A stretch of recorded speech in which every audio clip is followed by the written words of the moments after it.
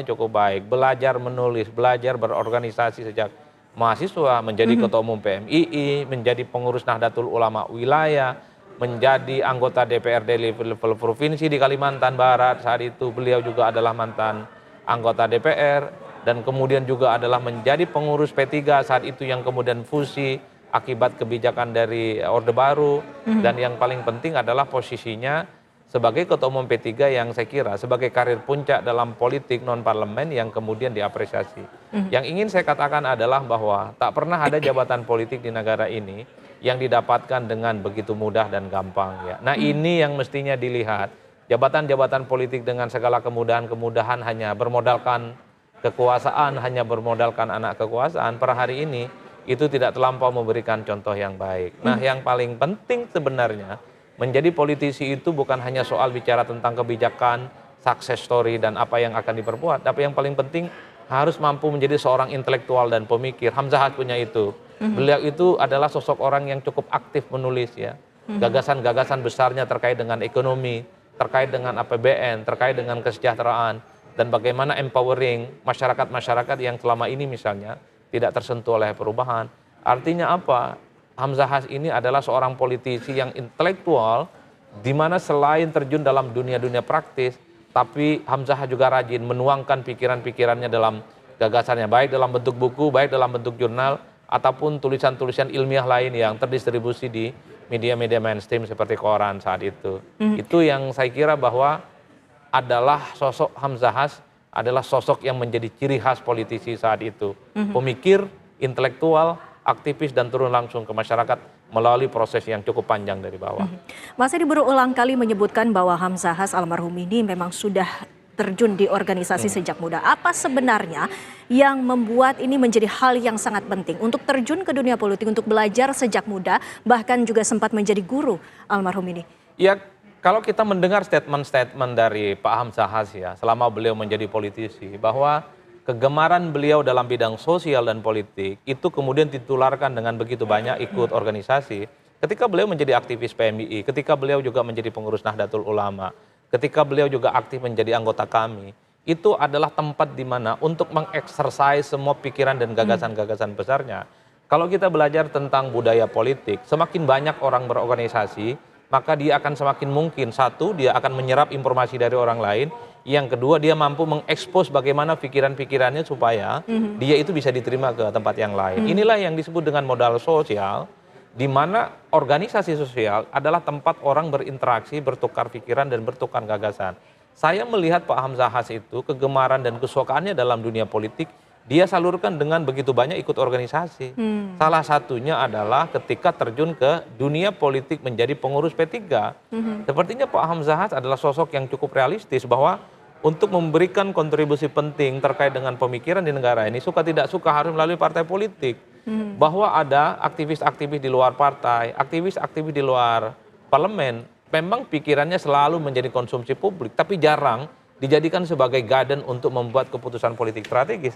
Tapi kalau sudah menjadi anggota dewan, menjadi ketua umum partai, menjadi menteri, gagasan-gagasan seorang aktivis yang menjadi pejabat publik relatifly akan menjadi rujukan karena akan mempengaruhi posisinya sebagai pejabat publik di negara itu. Jadi inilah yang saya kira bagi saya, politisi hari ini, anak-anak muda khususnya yang mulai engage dengan urusan-urusan politik, ya memang berpolitik itu tidak bisa simsalabim. Mereka itu harus memulai dari bawah, memahami bagaimana kontur dan anatomi budaya politik kita, masyarakat dari umum, berinteraksi dengan masyarakat lokal, berinteraksi dengan kawan-kawan yang ada di pedesaan dan pedalaman, tidak tersentuh perubahan, baru kemudian mereka bisa teriak dalam konteks politik yang lebih besar. Saya kira di situ pentingnya. Jika saya tarik inti ataupun garis besarnya adalah bahwa memang almarhum ini sangat mencintai dunia politik. Ada kesukaan terlebih dahulu terhadap dunia politik dan tidak serta-merta hanya untuk dasar kepentingan saja. Begitu Mas Tada? Betul.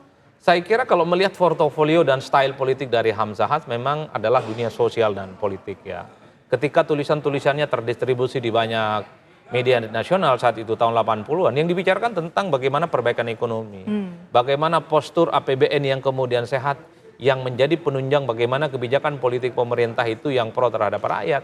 Jadi itu adalah buah kontribusi gagasan yang saya kira memang Hamzahas ini adalah sosok aktivis yang cukup gelisah melihat situasi dan kondisi bangsa saat itu, yang dalam banyak hal ditularkan dalam berbagai tulisan-tulisannya di opini. Meski pada saat yang bersamaan, kegelisahan dan bentuk kepeduliannya terkait dengan dunia politik dan sosial itu dilakukan oleh Hamzahas melalui partai politik dan organisasi-organisasi sosial lainnya yang sudah dilakukan. Jadi dua hal ini yang dilakukan oleh Hamzahas. Saya menduga bahwa apa yang dilakukan oleh Hamzahas inilah yang kemudian mengantarkan dia sebagai sosok terpilih sebagai anggota DPR, kemudian menteri di zamannya Habibie, menteri di zamannya Gus Dur, dan kemudian terpilih sebagai ketua umum partai, dan at the end of the day-nya tahun 2001, kemudian terpilih sebagai wakil presiden yang saya kira ini adalah karir puncak yang satu-satunya bisa kita lihat sebagai politisi Islam saat itu yang kemudian mendapatkan posisi yang cukup strategis. Saya membayangkan dulu untuk menjadi wakilnya Megawati Soekarno Putri, setelah menggantikan posisi Gus Dur yang lengser, nama-nama besar mencuat. Akbar Tanjung tentu menjadi ketua umum Golkar yang cukup powerful saat itu. Ada SBY, kemudian ada Pak Agung Gumelar. Tapi ketika pemilihan di MPR, Pak Hamzahas yang awalnya ini tidak diperhitungkan, beliau itu underdog, kemudian hanya berasal dari partai Islam yang kalkulasi suaranya tidak terlampau besar, tapi kemudian mampu memenangkan pertarungan di MPR dan terpilih sebagai wakil presiden untuk mendampingi Megawati Soekarno Putri. Kita ketahui bahwa P3 sendiri merupakan salah satu partai yang tertua. Sementara Hamzahas ini sudah menjadi ketua umum P3 2 periode sejak 1998 dan juga 2007. Ini Anda melihat dari Hamzahas sendiri bagaimana peranannya di P3 sendiri atau di partai tersebut? Saya kira dua hal ya, ketika Hamzahas itu didapuk sebagai ketua umum P3 2 periode, tentu ini adalah sebagai salah satu bentuk kesuksesan dan apresiasi. Karena jarang di P3 ini ketua umumnya bisa 2 kali dan 2 periode. Yang kedua yang paling penting adalah Pak Hamzahas ini mampu menyolidkan barisan politik P3 saat itu yang setelah pasca reformasi banyak pentolan-pentolan P3 itu kemudian keluar dan bikin partai politik. Gus Dur dulu di P3, Amin Rais itu dulu di P3. Mereka keluar pasca reformasi bikin partai masing-masing, Gus Dur bikin PKB, Amin Rais kemudian bikin Partai Amanat Nasional. Tapi di tangan Hamzahas, P3 kembali solid, kembali kuat, makanya tidak mengherankan hasil pileg di 2004, P3 itu tidak turun secara signifikan. Memang berkurang karena kekuatan politiknya terdistribusi ke partai-partai baru yang dibuat oleh sempalan P3, tapi menyolidkan barisan-barisan P3 sebagai satu-satunya partai politik Islam tertua saat itu, tentu menjadi kontribusi penting bagi Hamzahas, sehingga P3 saat itu masih dinilai sebagai partai politik yang relatif kompetitif, diperhitungkan kekuatan politik parlemennya cukup signifikan. Minimal P3 saat itu masih dianggap sebagai satu-satunya partai Islam yang kemudian punya daya tawar yang cukup kuat dan signifikan terkait dengan kebijakan-kebijakan politik strategi saat itu yang dibuat oleh pemerintah. Mungkin juga harus dipahami ataupun jika kita kilas balik, saat itu kondisi Indonesia saat Hamzahas sedang aktif sebagai tokoh politik itu seperti apa kondisi Indonesia saat itu? Ya tentu itu kan masa transisi politik ya, dan 2004 itu adalah masa di mana Indonesia menghadapi pemilihan presiden secara langsung dan demokratis. Karena sebelumnya presiden itu kan dan wakil presiden dipilih oleh MPR yang jumlahnya cuma ratusan orang. 2004 adalah masa di mana demokratisasi kita itu begitu banyak dibuka sehingga muncul begitu banyak partai-partai politik yang dalam banyak hal itu menjadi ancaman, terutama bagi P3. Jadi dulu P3 cuma satu, karena tempat bertemunya para politisi Islam. Jadi semua partai Islam disatukan, difusi namanya, tapi setelah reformasi, partai-partai Islam ini kemudian bebas dan tercerai berai. Oleh karena itu, 46 partai politik yang ikut pemilu di 2004 itu, hampir separuhnya adalah partai-partai Islam yang tentu saja itu menjadi ancaman bagi P3. Tapi sekali lagi, Pak Hamzahas sebagai ketua umum P3 saat itu mampu meredam supaya tidak ada tsunami politik yang kemudian membuat suara P3 itu tergerus secara signifikan.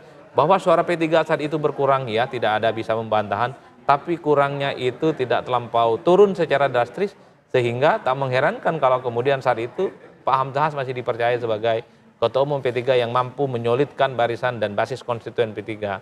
Ini yang saya kira memang kalau melihat setting politiknya saat itu, ya tentu banyak saingan politik ya dari partai-partai Islam, ada PKB, ada PAN di situ yang kemudian sebenarnya secara signifikan menjadi ancaman. Bahkan dulu ada partai NU namanya yang saya kira dalam banyak hal ini menjadi ancaman serius secara elektoral bagi P3. Tapi sekali lagi 2004 dan bahkan sampai 2009 P3 itu menjadi partai politik yang relatif konsolidatif dan diperhitungkan di kalangan masyarakat. Apakah ketika sebelum akhirnya tercerai-berai dan juga muncul partai-partai baru, P3 sendiri ini merupakan salah satu partai yang melihat Hamzahas ini sebagai tokoh utama yang menjadi salah satu yang dipandang ataupun salah satu yang menjadi panutan dan juga sosok yang paling dihargai ketika itu? Ya saat itu memang karena P3 itu masih satu-satunya partai politik Islam, munculnya Pak Hamzahas ya sebagai ketua umum partai tentu memiliki dignity dan kewibawaan di atas rata-rata. Pengalaman politiknya yang cukup panjang, mantan anggota dewan, menteri di 2 presiden dan sebagai wakil presiden, itulah yang kemudian membuat kenapa Pak Hamzahas itu adalah sosok yang menjadi panutan, terutama di kalangan P3 saat itu.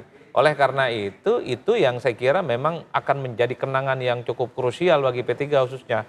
Karena setelah Pak Hamzahas tak jadi ketua umum P3 itu kecenderungannya pecah kongsi. Pak Surya Dharma Ali pecah dengan Romi. Setelah itu Romi juga berseteru dengan internal partai P3 yang lain. Ini yang saya kira memang setelah Pak Hamzahas itu tak lagi jadi ketua umum partai, gejolak internal di P3 itu memang sulit untuk dihindari. Ini yang saya kira teman-teman P3 itu sejak awal harus melihat bahwa di tengah dinamika yang cukup luar biasa di internal P3, jangan sampai P3 itu pecah apalagi terjadi konflik, karena itu tidak kondusif bagi menjaga stabilitas politik internal. Oleh karena itu, ketika Pak Hamzahas itu meninggal hari ini, publik kan mengingat bagaimana konflik-konflik yang muncul di P3 yang cukup panjang sejarahnya itu menjadi suatu hal yang cukup melukai partai Islam terbesar, tapi begitu banyak konflik di internalnya. Dan at the end of the day-nya ketika P3 nggak lolos ke parlemen di 2024, ini kan menjadi tangisan dalam tanda kutip ya pilu begitu banyak umat Islam di Indonesia, khususnya para pemilih P3.